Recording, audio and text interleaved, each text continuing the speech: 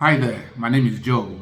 The reason for this video is to share my experiences with you about working with people here in Ghana, in terms of hiring employees, some of the experiences, both good and bad, especially on the not so positive side. This video is mostly going to be focused on. I don't want to give you the impression that all employees in Ghana are bad. That is not what this video is about.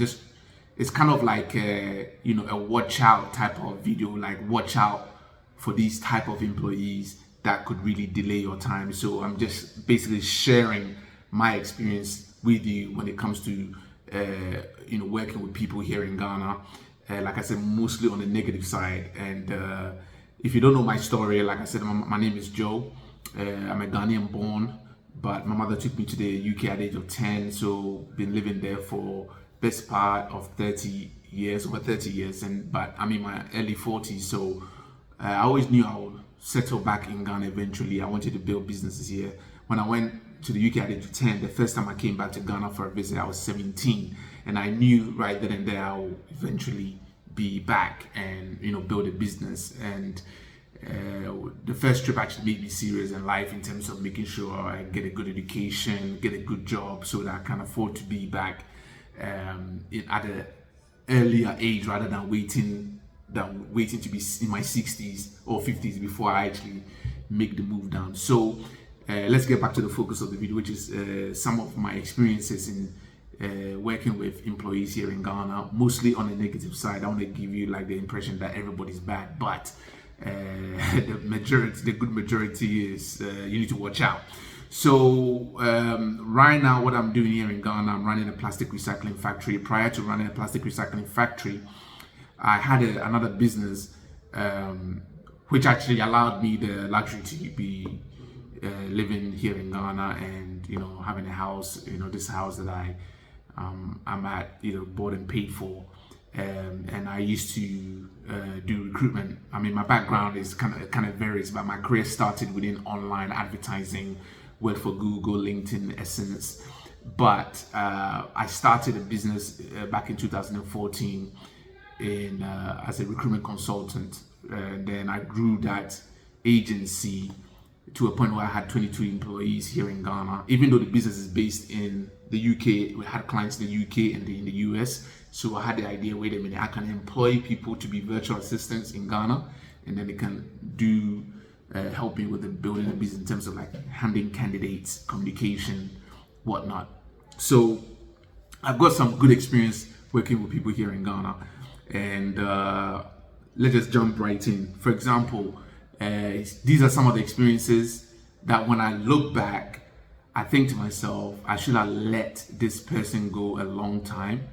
And sometimes, because building a business, right, unless you want to just have like a boutique business here in Ghana, then obviously you don't need employees. Maybe it's just you and maybe one other person. But if you're talking about building a business, having like, a bigger, creating wealth, creating, a bit more freedom, then you need to hire people. And when you hire people, you're going to have issues, you're going to be frustrated. I'm not gonna lie about that. You're gonna be frustrated because you're gonna be, you're gonna have lying, stealing, people not being on time, lateness.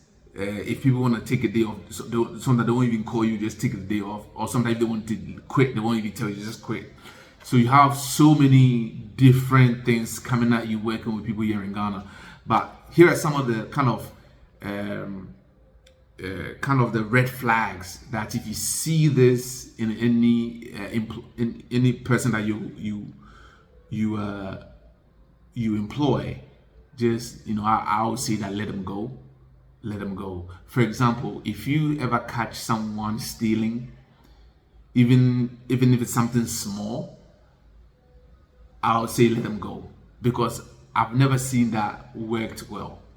For example, actually, this was actually not my direct experience. Actually, a friend who has a factory like myself, they caught an operator stealing, and they gave him a warning. He stole like maybe like 2-3 bags. They gave him a warning, and they were going to give him a fine. And then they threatened, I think they threatened that they would take him to the police station next time. But that didn't stop the guy. Before you know it, the following week, the guy was caught stealing 30 bags this time. So, in my experience, there was a supervisor that I hired. And one time we took stock of bags, and we had, I think, 167 bags. The following day, when I counted again, 17 was missing. And I approached him and said, hey, because he's the only one that could have done it, right? You know, it just seemed very weird, right? Even though there was other people there, I don't know, my spirit suspected him. So I suspected him, I don't know why. But then I didn't take any notice, I didn't fire him or anything. And before I knew it, one time, it was a Sunday, obviously we weren't working, actually some of us work on a Sunday. And I went to my room, it was late, let's say 10:30 p.m. I went to my office, and I've got obviously a bed in there because sometimes I stay on site. I went inside the office, so I'm lying in bed. I turn off the light for an hour, checking stuff, replying to messages on my phone, and then all of a sudden I hear the main breaker of the factory goes off, right? And as soon as I knew, when the light went off, I knew that it wasn't like light off doom saw in Ghana, like power cut. This one, I heard a breaker going off. This one, someone has intentionally turned off the power. And I knew it was him because he was the one that was there.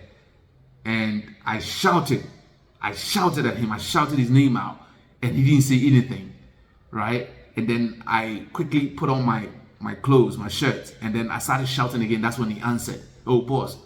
And because he knew that if he shuts off the main power, the camera would not record, and that would be a time for him to steal. But he thought I was sleeping. So if he shuts off the main breaker, which is, you're not supposed to shut it off. Even if you're going to shut it off, you have to tell the boss, you have to tell me, you have to tell me, because obviously I'm the I'm the owner of the company, right? So he didn't say anything. He just went and shuts off the main power. What intention do you have to shut off the main power?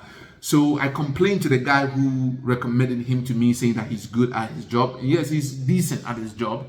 But when I spotted these behaviors, I said, what reason? I approached him and said, what reason would you have to shut the main power off? And he's saying, oh, he was trying to shut off the other power to the extruders, but it wasn't working. And obviously that wasn't the case. And I told him, were you trying to steal? Obviously he denied it. I overlooked it again, silly me. And that's another situation happened where, let's say we have a few clients. One time there was a couple of clients. There was a particular client that owes us money, and he was the one that took the product to them. And this is the mistake I made: sending him out to market, trusting him with product to sell to customers, and then trusting him to bring the money back. So what happened was, we took the product, brought some of the money back, was remaining some amount of money, which he was supposed to then go and collect and bring back. And then he went and took the money. And when I asked him where the money was, he said, oh, he took that money and go and gave it back to another customer who he claims that is not happy with our product, but is asking for the money back because blah, blah, blah, blah. Which doesn't make any sense. If a customer is not happy with our product, what right do you have without my permission to go and get money from customer A and go and give it to customer B? So these things started happening. Then he left. So now I'm in the negative, right? So that's why I say that if you ever suspect someone of stealing, get rid of them right away. It's never a good look. Don't say to yourself that the mistake I made, oh, let me give him a chance. He's good at what he's doing, or let me give him a chance. Sometimes you think someone is good, and you think that, oh, if he goes, then it's gonna halt your operation. I think it's better to hold the operation than to keep someone who's like exhibiting such behaviors. So I've learned that if I ever suspect or catch someone stealing a pin, the person is out. There's no explanation, no second chances. And there was another incident, and if someone has like anger issues, fighting with other employees, arguing, that is a no-no. There was a guy, a senior guy, a member of my team, who had a fight with one of the other guys. And when he explained the situation to me, it did not warrant for a fight. And when that happened, I should have got rid of him, but I thought, oh, he's good at his job, maybe let me give him a chance, and I wasn't there, blah, blah. And then it happened again. It happened again some months after that. Thank God it wasn't serious, but it could have been really serious. Right? So if someone's going to fight, and those people who are like that have anger management, they're not good at team playing, argumentative, and they are likely to leave. So rather than waiting for them to leave your company because you don't tolerate certain things, fire them straight away. Don't even think about halting your operation. Just get rid of them. If anybody's ever exhibited fighting, I would say just get rid of them. Don't even give them a second chance, because they are not right. I've had about 3 or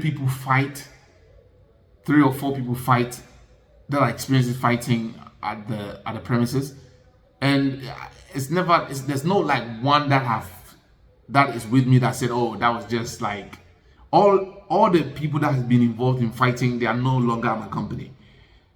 And that's because if someone exhibits an anger, they don't have the maturity to hold themselves back when problems arise, then they are not fit to be within your organization. They're only going to cost you problems, right? They might spoil something. They might push someone, and someone might end up dying at your premises, and then you have to pick up the pieces. So if someone ever exhibit anger, fighting, get rid of them. Something I've learned that I learned the hard way. And if someone smokes, especially weed, if someone drinks, get rid of them. I've never had a good experience with that. There's nobody I've met that like drinks like heavily to the point, especially when you smell it, in their breath, on their breath.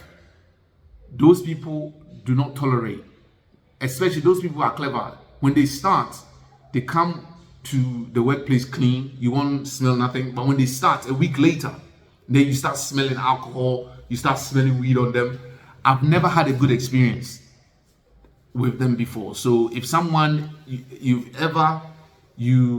smell someone, they have high intake of alcohol, you can smell it on their breath, get rid of them. It will not end well, right? It will not end well. Get rid of them. See you later. Hit the road, Jack. So what else? Another experience would be if someone has a girlfriend there. Okay, there was a guy that recommended a guy to me to come and work for me. And when this guy came, he was hardworking, genuinely hardworking guy, and I saw a future for him in the organization. I thought, oh, this guy will be like a senior person, like we can work together, we can build, and I'll make sure that he's taken good care of.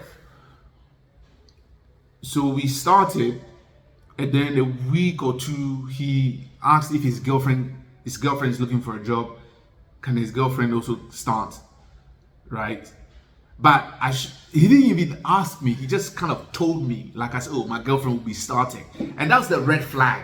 He didn't even have the decency to say, oh, boss, I have a girlfriend, or, that is also looking for work. Is it okay if she, with your permission, comes? Like, I remember him kind of say, once the machine comes, obviously we need more packets. I have, my girlfriend will also come on board. Kind of as if he was telling me, not really asking me. That was also a red flag. And I said, okay, no problem. I said, I'm just thinking, okay, if he can be professional, I don't really mind. So his girlfriend came, and then when his girlfriend came, at the time, obviously, the company was new, so we were kind of arranging the sleeping arrangements. But I had a room where the ladies can stay, and the room for the guys. And this guy wanted his girlfriend to sleep in the same room that the guys are sleeping. And I said, hey, that doesn't make any sense. We have a room for the ladies. We have rooms for the guys. Send your girl to go and sleep where the ladies are sleeping. And this guy would not understand. Oh, boss, if I send, the girl, we've been together so long, we always stay together. If she, just stupidity. And I actually, and because he was hardworking at the time, I needed staff. Because he was hardworking, I actually tolerated it. It didn't end well. So recently, fast forward, and I learned from it. Recently, a guy applied. Someone also recommended another guy to me, and he hit me that he was coming from Burkina Faso. He's a Ghanaian that has moved to Burkina Faso to work there, but he's coming back to Ghana, and he said, boss, I have a brother who's also looking for a job. And I said, okay, that's fine, but I only need one person.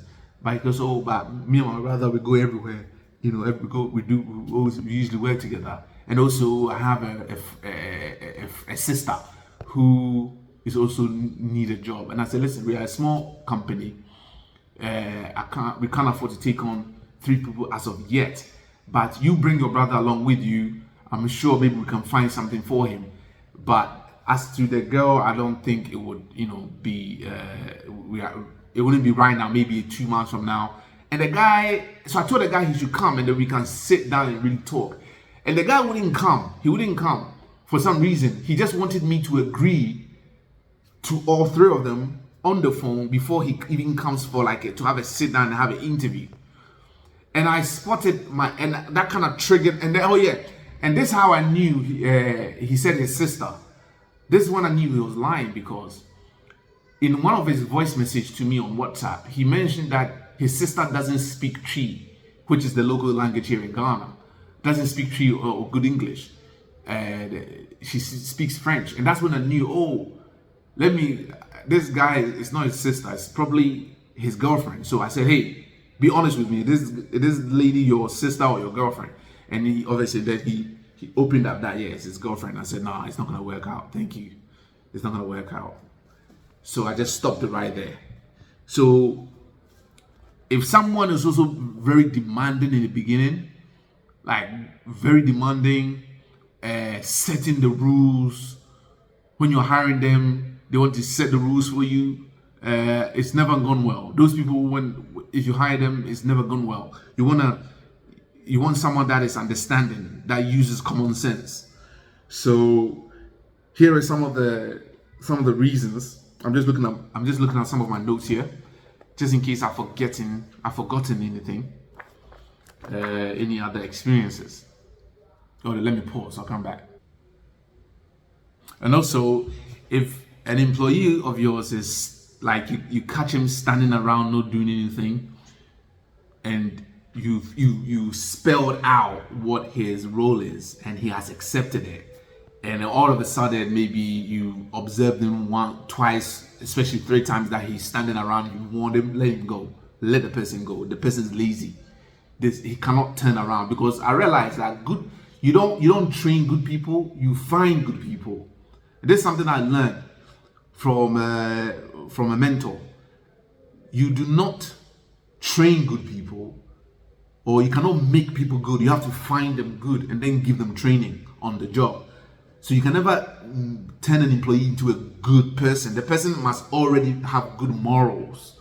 So the person must already want to work, not you talking at him all the time for you to get the person working. So if you see someone standing around once or twice, get rid of that person.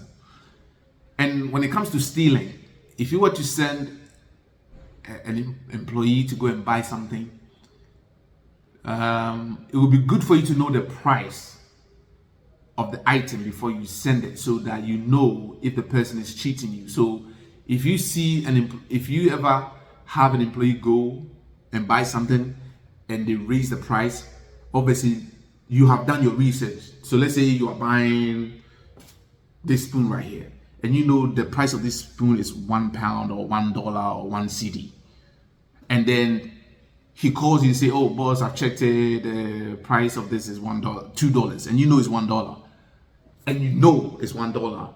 Get rid of the guy. Don't. He's a thief. He can't be trusted. You cannot build a long-term future of that person. It's never the people who have upped the price. You know, we don't have a future. We never had a good future. It never works out well. So don't pretend hoping the person will change. It's in the person's DNA that they are born to cheat, steal, rob, whatever. So if you see that behavior, and you can let them know from early on that if you ever catch them stealing, they're out. There's no second chances. So and also, like I said, it's very imperative that you know the prices of things. So in the beginning, when you are starting a business here in Ghana, do your homework. Go to the suppliers, go to the shop, go to the wholesalers, go to whoever you are buying things from, right? For example, we tend to buy stuff from the hardware store. Go to multiple hardware stores, ask prices of different things, and get the numbers of those hardware stores or wherever store that you know you're going to be buying stuff from, whether it's cement. Even you are doing construction, you need cement, you need iron rods, you need what else? You need blocks. Have the numbers to the supply so that you can always call someone and ask them, right? And maybe call three people, three businesses, ask them for the price, and then you know you can gauge how much the price is, right? Because if you know the price, then if you send someone to go and buy and they up it, you know to get rid of that person, get rid of that person. So anyway, it's been a bit of a rant and rave. I don't want to give you the impression that all employees are like that. There are some good people, some good people with good morals, and also you have workers that would also attempt to poison people. There are workers, I forgot about those. Those are very dangerous. There are certain workers who make it their business or think it's their business to poison other people, to demotivate them, especially when they see a worker that is doing very well. They can see that this person is really, active. A lazy person wants to poison that worker so that, especially if a new person comes in, they are exhibiting a lot of zeal. There's been instances where those negative employees will even try and bad mouth about me to them to demotivate them. And sometimes one of them told me, I said, "Oh boss, this person is saying this about you, but then, since I've been working with you, I haven't seen you like that. I don't know why, but, so, yeah, so those people who are negative, bad mouthing, argumentative, don't tolerate that, because a good person, you don't need to make people good. That's not our job. Our job is to train them with the skills to do the job. So if you find someone who has good morals, that's the person you probably should promote and then train them. If they are hardworking, they have good morals, and then that's the person you can really work with them on a long term. But there are some dangerous people out there. It's like they make it their business to try and bring you down. They are trying to bring you down. But like I said, there are people with good morals who would not steal, who would not cheat, who would give of themselves, and that's the people that you take seriously and you move with them and you motivate them and you try and help them to come up. So anyway, I hope this video was helpful. I was trying to make this a shorter video than I anticipated. It's actually 25 minutes I've been talking here. So please like, comment, subscribe. If you have any questions, you want to know anything, I'll try and make a video on that topic. So yeah, thank you very much for watching. See you in the next video. Take care. Bye.